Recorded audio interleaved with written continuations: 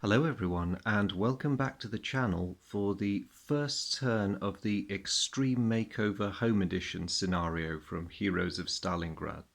So to save a bit of time, I have already issued the orders during the orders phase, which is the one we're currently in, but I'm just going to talk you through what the thinking is behind the orders for both sides, because as you can see from the distant look at the map, the Soviets are mainly going to put a fair bit of pressure and activate units on their left wing, while the Germans are mainly activating their left and their centre.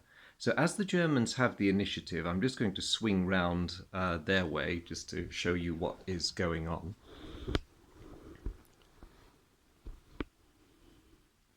So in keeping with their orders to destroy this large structure here to deny its use to the Russians before the end of the scenario, the Germans have prioritized activating their heavy units early in the game. So we have a Panzer III over there, and we have the two anti-tank guns which will soon be on the move. Now the problem with the German deployment zone is it's quite small. I think that's deliberate.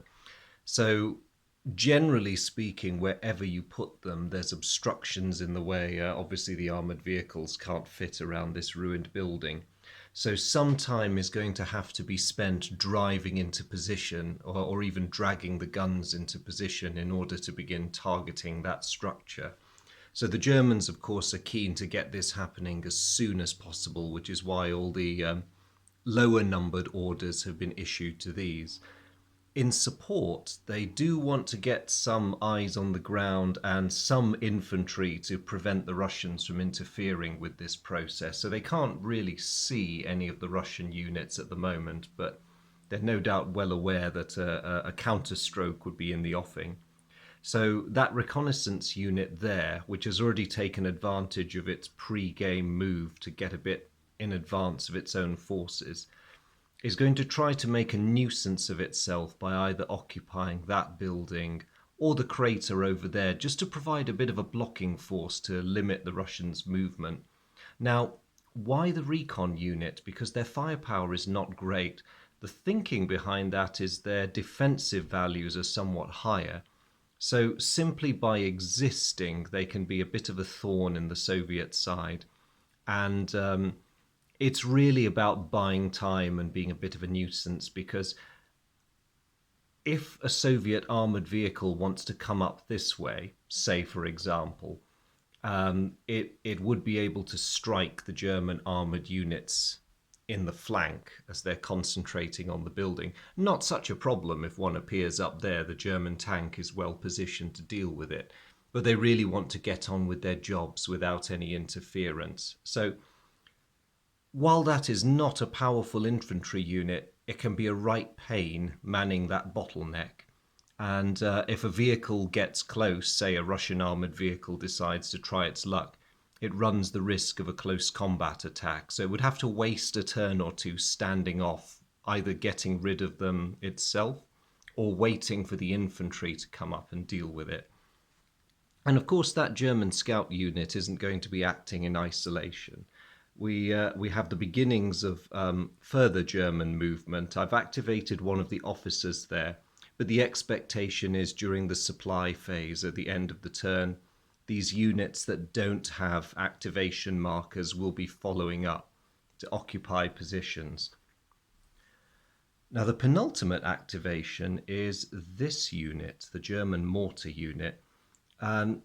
Really, if it doesn't have anything better to do, it's going to be tasked to lob mortar bombs at the building because it is capable of damaging the building. If you're wondering why I did not give it a higher priority number, I find it sensible to have an ordnance type weapon kept sort of in reserve just in case an unexpected situation develops. So the thinking here is that if something starts to go wrong and the attentions of the mortar are required elsewhere, that late in the game, or at least that late in the turn, I should say, it would be able to shift its attention to whatever needed dealing with. If, happily enough, the Russians were not doing much to impede the German demolition operation, then it could simply direct its shells at the building as they're hoping to. So much for the Germans. I'm just going to ask you to excuse me while I shuffle round the table the long way and examine what's going on the Soviet side of things. So, as I said, most of the Soviet effort is taking place on their left. And the reason for this is they have a higher concentration of units there. When I was setting up, I did have thoughts of occupying the target building because it's a strong defensive position. But two things put me off this idea. It's a great position, it has beautiful fields of fire emanating from it, but every heavy piece of German ordnance is going to be lobbing shells at that building, whether it is Russian occupied or not. So that in itself is a really good reason to stay away from it. The other reason is that it's not actually a requirement for the Russians to occupy the building. Yes, the scenario background implies that the Soviets want the building intact, but in terms of winning the scenario, they merely have to prevent the Germans from destroying it. There's no requirement for them to actually be sitting in it. And that might be, I know this won't sound very Soviet of me, but it might be a very good way of saving my soldiers' lives if I do not stuff them into that building that's going to be enduring an awful lot of demolition work. So a fire team has been placed there because some minimal force in the building may be of use, just as a nuisance and also to disrupt German operations directly in front of the building. Maybe I'll even reinforce it later in the game with another unit or two. But I'm conscious that everyone in there is going to be enduring quite a bit of fire. So the main effort is going to be here on the left. The Germans holding the initiative meant that they set up first. And so seeing that their armour was over on their left, sensibly close to the target building, and conscious that I only have one T-34 on the Russian side, I didn't feel all that confident about placing it on this side of the map. It probably would have a good chance against the Panzer in a head-to-head, but I'm also conscious that there's two anti-tank guns lurking over there and the odds are not looking good. I don't really want to risk losing the tank early in the scenario. So the thinking is, and sort of what the Germans had anticipated I would do when they set up their nuisance infantry force, is that I will occupy this building and the nearby line of trees and light woods with infantry and an anti-tank gun of my own, and also have the tank come round, initially helping to clear the infantry out, but also having a pop at the armoured vehicles if they expose themselves. Now I feel that I have options here, because if the Germans do crumble when we push them on that flank, it might be a good idea for us to loop round and take them in the flank, thereby presenting them with the horrible choice of, do they carry on attacking the target building, or do they turn around and deal with us? We'll have to see how that goes. So, building, woods, I really want those Soviet occupied, and I want my units to be in good fire positions to at least pin their opposite numbers down. The tank can either support or, again, if opportunity presents itself, interfere with the German demolition attempts.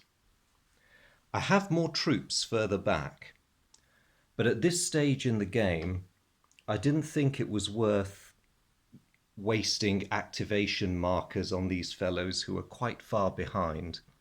What I want them to do is come up during the supply phase as a follow-up wave, because at the end of at least this turn, I hope I'll have a slightly better idea of how the situation's developing, and they'll be in a position to be committed wherever they're needed. So again, we'll see how that goes. I am also conscious that I have all these off-map reinforcements that are going to be appearing in turn 3. So there we go. Let's see how the rest of turn 1 goes. Just come back to my perch round here.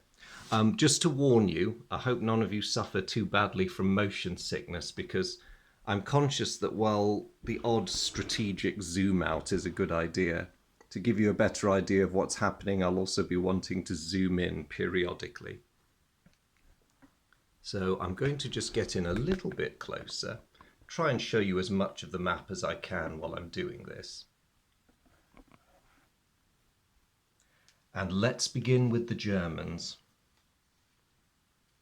So order number 1 for the Germans, of course, is for their Panzer III. They're going straight in with this one. So its movement rating is 4. It's just going to cross that rough terrain. And that brings it into a really lovely position. Next turn it can commence firing on the building, and it's reasonably well covered where it is. So they're quite happy with that one. To the south, the first Soviet unit that is going to make a move is my fire team in this building. Now, I probably didn't place them in the most optimal area because it's a strong defensive position, the ruins of this building, but the field of view is somewhat limited. So I'm thinking I might move them down there and possibly even into the woods. It is a bit of a waste of a potentially useful card, but I'm going to use the "it bounced right off" to give them an extra movement point.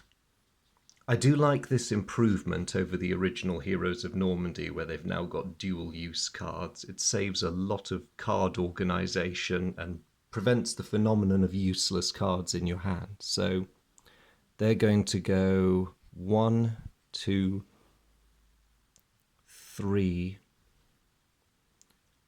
4 and enter and occupy the tree line. So I've got them in position. There's no opportunity fire from the Germans, thank goodness. Heading back up to the German left. This is where it gets a little bit slower. The first of those guns, very conscious that there's a whopping great tank in the way, is going to be dragged 1 and then 2 through the rubble into that building,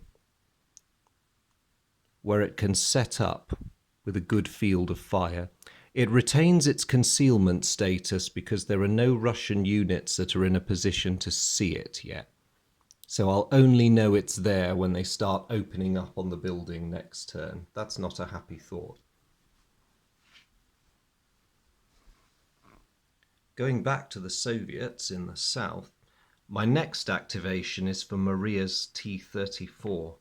Now, I can see German infantry over there. They're at long range, and it is tempting to pop at them, but my odds of hitting them or damaging them are, I don't know. My ordnance could probably damage them, but the other consideration I have is I don't really want to get bogged down in a firefight where I might be killing Germans, but I'm not really doing anything to help the building up in the north. So I might go for a compromise where they will move forward, but they will employ moving fire in order to have a pop at the Germans anyway.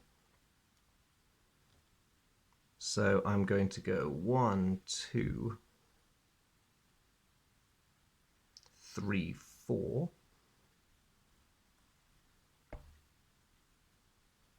What's the range? 1, 2, 3, 4, 5, 6, 7. That is good. That brings the German infantry within range of my tank's machine guns.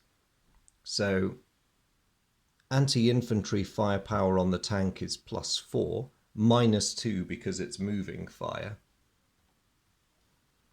And I have to beat a defense of 4. I won't bother suppressing them, I'm just going to try killing them.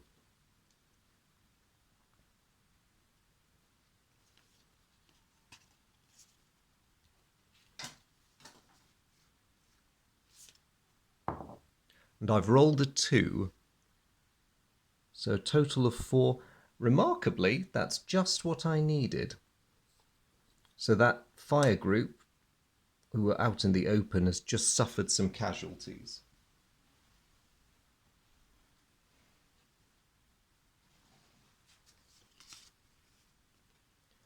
Not too bad a start, really. So that's hopefully going to keep their heads down just a tiny bit.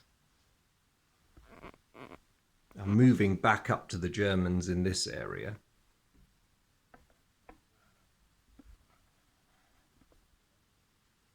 There is another anti-tank gun that needs to be dragged forward. The Germans are going to keep it in the lee of this ruined building for now because it can't do much in the way of shooting.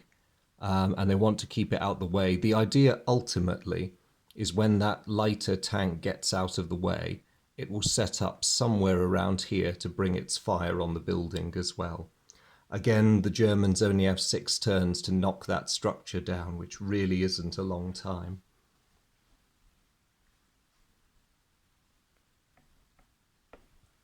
Back in my neck of the woods,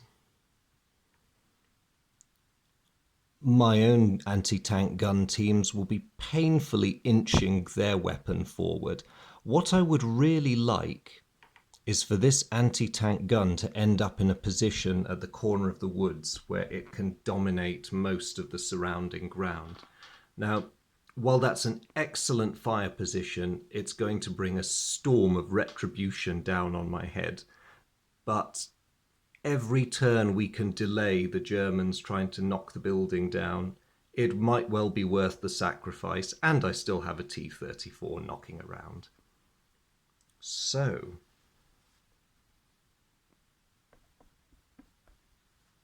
the Germans do have a second Panzer, but the use of this one's rather tricky, because if I bring it close to the camera, it's only a Panzer II.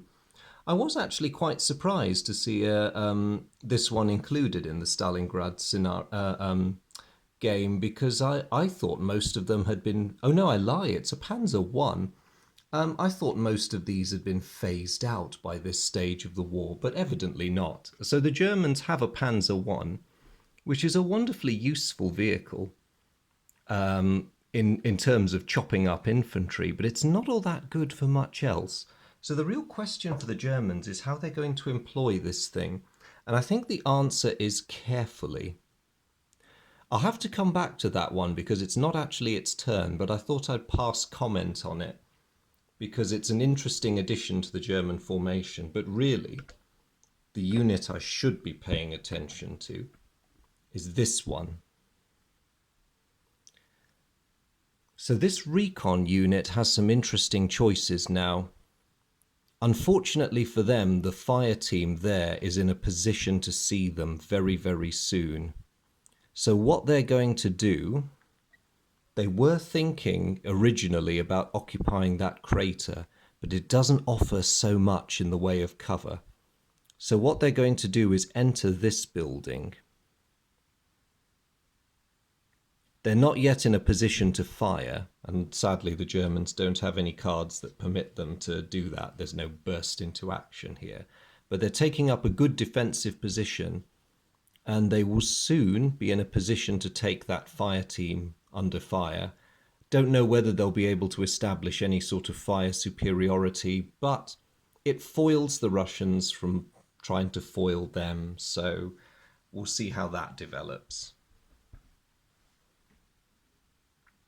Over on my side, I'm just going to carry on feeding infantry into these defensive positions. So 1, 2, 3. A little group of Frontovic over there have just occupied their part of the building.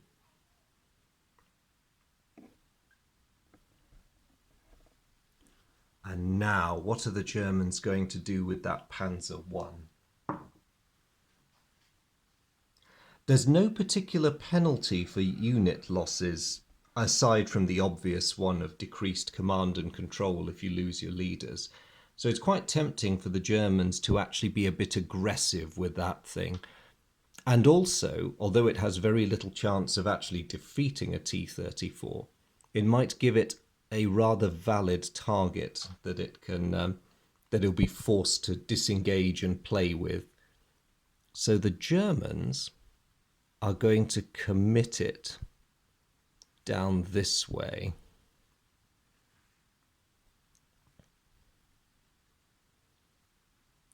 That does leave it fairly exposed in the open square, but it also means that it can dominate that entire area with its machine guns. Now, of course, my anti-tank gun, which in theory the Germans are unaware of, if you want to imagine that none of us have Eye of God, so far all they can determine is that there's infantry there. And actually, it does have line of sight to my fire team and the ability to perform moving fire. So it might try for a shot. Its weapon rating is +4 against infantry, -2 because it's moving fire. They're not going to bother with suppression because my unit already moved. And also, they have the dual cannon special ability. So they roll 2 dice and they choose the better number.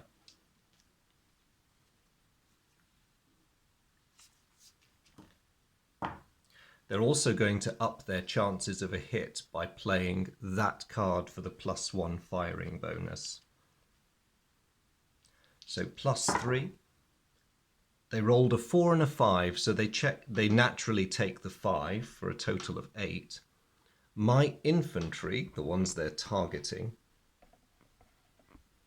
have a defensive rating of 4 +1 for the woods. So unfortunately for them, this hail of gunfire tears through the trees and reduces their number somewhat.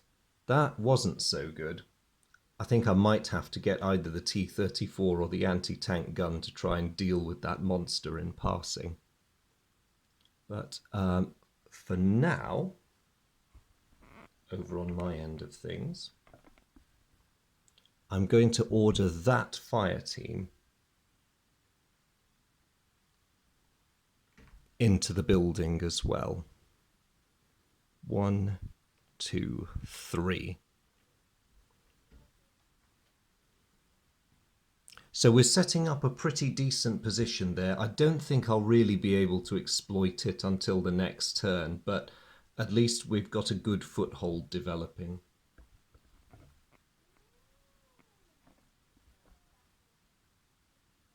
The German mortar doesn't really have many options at the moment because in this game there aren't really any rules for observers, at least not that I've encountered, being able to feed firing information back to this kind of indirect fire weapon. So for want of being able to see anything else, the mortar is going to lob its bombs at the building. So they're going to start by targeting the main bit of the structure. That has 4 structural points, so it's going to take the most killing. And they're going to aim for roughly the center of the building. Now, as you can see, the indirect fire token has the potential for wandering fire if you're not on target. So they're going to aim for, I'll just bring myself round to their perspective. They're going to aim for the center of the building and roll to see if they're on target. They get a 3, so it wanders. It wanders by 2. I believe that's right. Yes. So 1 and then 2 back outside. Okay, it's just about on the building. So that was a little close. There we go.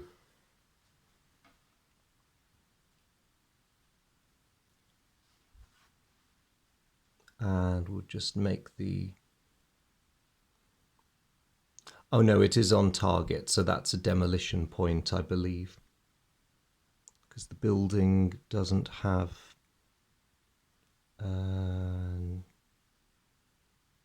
Oh yes, you do roll against the building's defensive rating.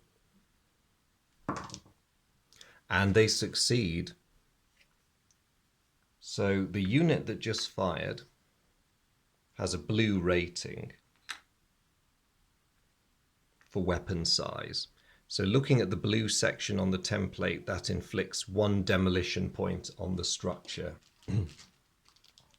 That's not good news for me, because it means already, right here on turn 1, the Germans are already knocking holes in that house. And I really don't need that at the moment. So I'm going to put one of these somewhat depressing demolition level 1 markers there, just to show that the structure's already taking hits.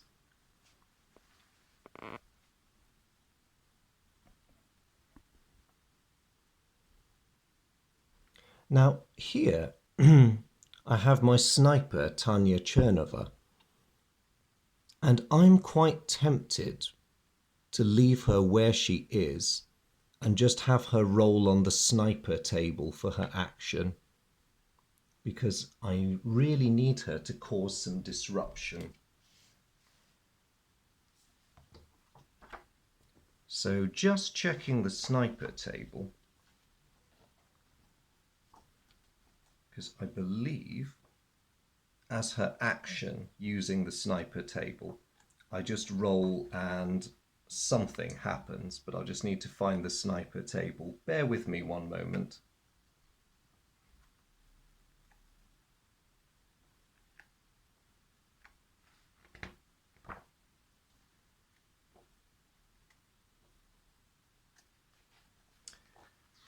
As a general point of observation, I will say that while Heroes of Stalingrad is in many respects an improvement on Heroes of Normandy, the Heroes of Normandy rulebook was much, much better at having a full glossary on the back, and that included the sniper table.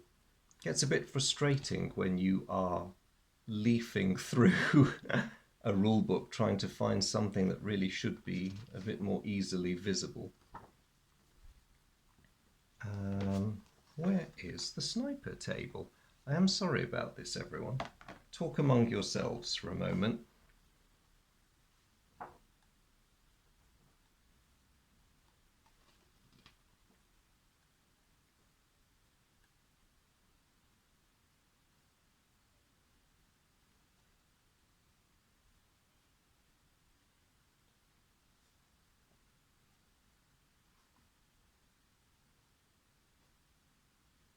I've just realised in a major change from the previous rules, I think she needs eyes on the enemy, so no. After all of that, I will not be opening fire with her this turn unless I can bring her within satisfactory eyeball view of an opponent. Now that's a little unfortunate, because I've already rather crowded this area out. Okay, I am going to bring her into the building. I placed her rather badly that turn, so fair enough. I will not be using her this turn, at least not in any meaningful way. And so finally we come to the very last German activation, which was to bring the officer Hoth forward. Now this is a bit of an irresponsible use of an officer, but he's quite hard to kill, and I wanted to move the high-speed fellows first, just to guarantee occupation of those building spaces. So Hoth has moved in, and that ends the activations for the turn. Nobody had any bonus activations this turn, so nothing unexpected is going to happen. So all I'm going to do is just give you a quick glance at the overall situation. People have moved forward, there's been a bit of firing, losses have been inflicted on both sides, but nothing particularly heavy. So now we get into the supply phase. I'll just come round to the Germans. As I'm soloing this, I'm just going to do all of theirs at one go and then just head up to the Russians. So over here on their left, I don't want these men to get in the way of that anti-tank gun. So I'm thinking they might as well, they could sidestep into the house simply for better cover, but it seems to be almost more for the sake of shuffling them around, really.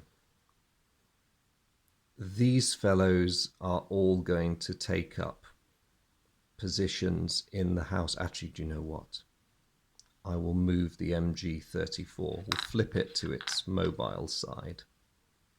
Bring it up into the house there.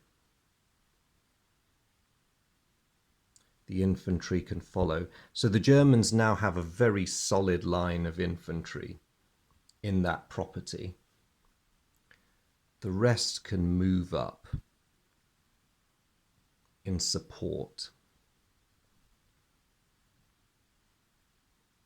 Now, mindful that there's a tank out there that's already done them a bit of a disservice, I think what I'll do is bring the rear line infantry units into this house, but I'm going to prioritize getting these fellows out of trouble, so everyone can sidestep a little into those ruins just to get them away from Maria's rather vicious tank over there. So that's all the German units that weren't activated who have moved in the supply phase. I'll just come round to the Russians. Pardon the long flight, the other end of my table's a bit blocked up at the moment. Okay. Tough choice with them.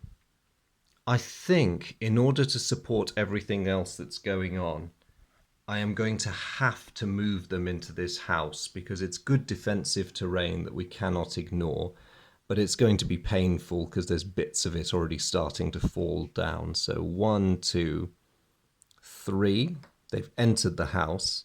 Not yet in view of any of the Germans, thankfully, but I'm painfully aware there's going to be more indirect fire landing on them. And more generally, I'm just going to bring my people forward.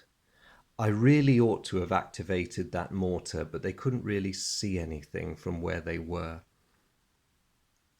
I'm going to have to bring them somewhere forward. I'll have them pack up because they're not doing much good there.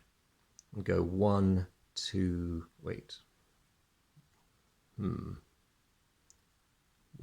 2, 3.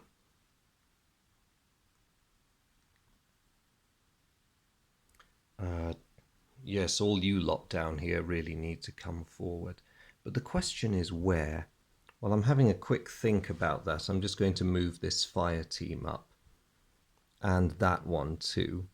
You might as well benefit from the cover of that house while you're here. Gives you some limited view of what's going on over there, and you can see that rather threatening looking German tank. So I don't know how encouraging those poor fellows are going to find that. Meanwhile, Yuri and his mob. I think for the moment we'll keep them on this flank because I don't think there's much to be gained from moving them into the danger zone. Of course, Yuri can pop all the way up to join his compatriots in that building over there. The machine gun was packed up and ready to go. So I think we'll just bring that along. This fire team down here can scurry up. And my little group of Frontovic and a fire team can occupy that ruined building just for neatness. So the reserves are coming up. I think we'll have a decent enough force, but the Germans are bringing theirs up as well, so as you can see. So it is going to get rather bloody, unfortunately. Never mind, I expected nothing else from Stalingrad. So that, in the broad strategic view, is the end of turn 1. The forces have made contact, we've had some shooting, the Germans have already started blowing holes in the building. We are really going to have to try and interfere with that, because if they are going to be scoring hits every turn, big and impressive though it is, that structure is not going to last all that long. So having done that, There wasn't all that much card play at the moment. I was tempted to use that to get a more solid hit, but then the mortar shell landed where it had to anyway on the German side. They didn't really need anything re-rolled, and there was no assault combat. So they'll simply draw another card. Oh dear. Oh no, heavy support. No, we don't want that. They've already got enough building destroying support. Thank you very much. Same story with the Russians. We have some good cards, which I didn't always commit. If I'd had half a brain, I would have used that one, but it will probably come in handier later in the game anyway. So I'll hang on to those three. Draw another card.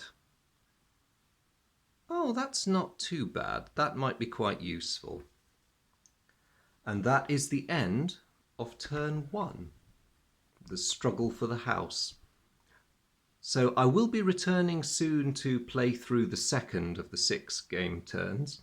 And this time the Russians will have the initiative, so we'll see what happens. And also, we're that little bit closer to turn 3, where the Russians will hopefully benefit from getting some heavy reinforcements. So I'm going to leave this there for now on a little bit of an early cliffhanger. And it just remains for me to say a very big thank you to you all for sticking with me. I hope you've enjoyed the video. It's, as always, really splendid to have your company. To all my regulars, a very big hello, as always. And if you're visiting the channel for the first time, if this is the first of my videos you're watching, a very warm welcome to you.